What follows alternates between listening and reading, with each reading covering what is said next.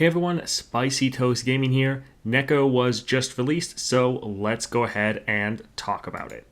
So first, she is a Runeterra champion, so she doesn't actually fit into any region, but when you're deck building with her, she has her own list of requirements. So for her, it's many shaped jungle friends. You may put bird, cat, dog, elnuk, fae, reptile, and spider followers into your deck during deck building.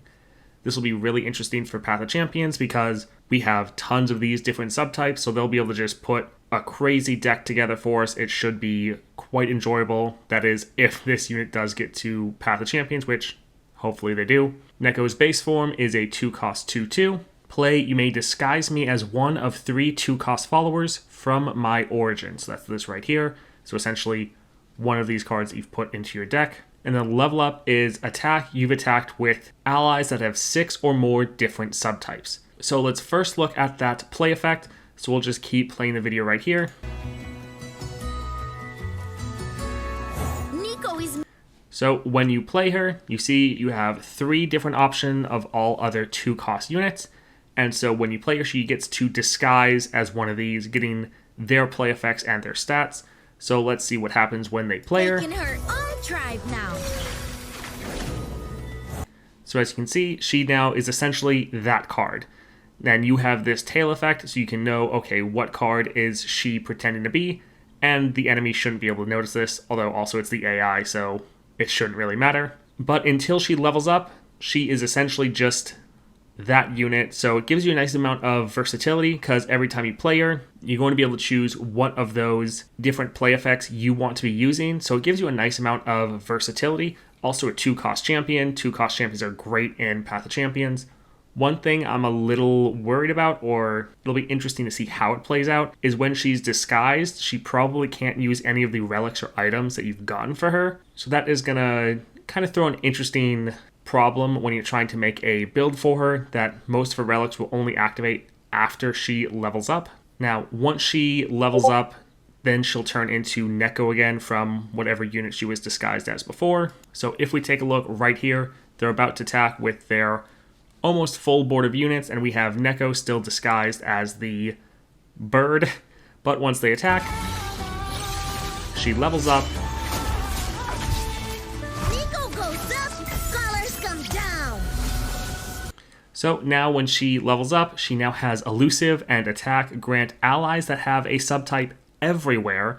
So even any that you generate or that are in your deck, they all get 1/1, and Neeko herself gets a 1/1 from leveling up. So this is going to help you scale up pretty crazily and could be pretty awesome. You're going to want to focus on any abilities that let you attack multiple times.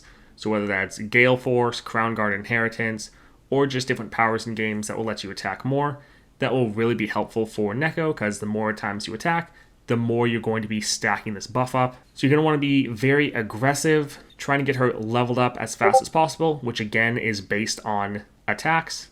And then once you do level her up, attacking more to just scale up all your units could be quite fun, having a lot of cheap units that have different subtypes that are all just scaling out of control. If we take a look here later on in the video where they're showing us some of the different cards you could play with her, her champion spell is Shapeshift. So a 3-cost fast, create an exact ephemeral copy of an ally, then swap them.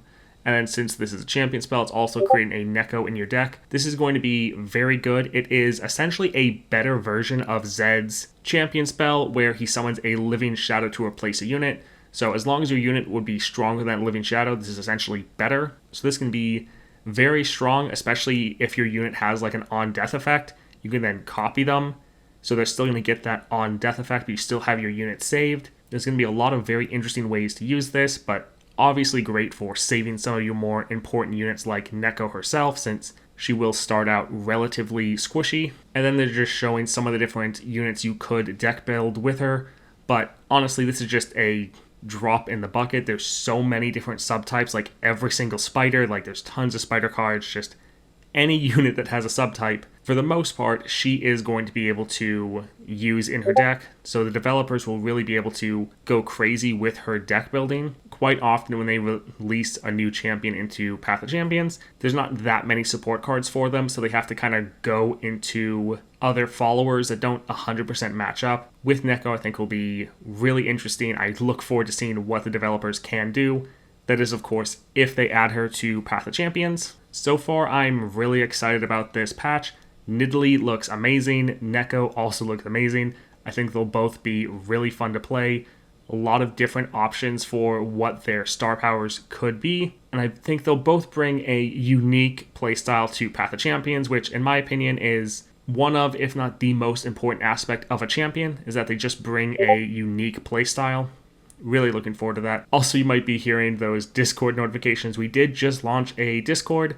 I'll try to put a link in the description down below. Feel free to come by and check it out. It's a lot of fun. Great group of people over there. If you're enjoying these videos, and if you want to see guides on all these champions when they come out, definitely like and subscribe, and I hope you have a great day.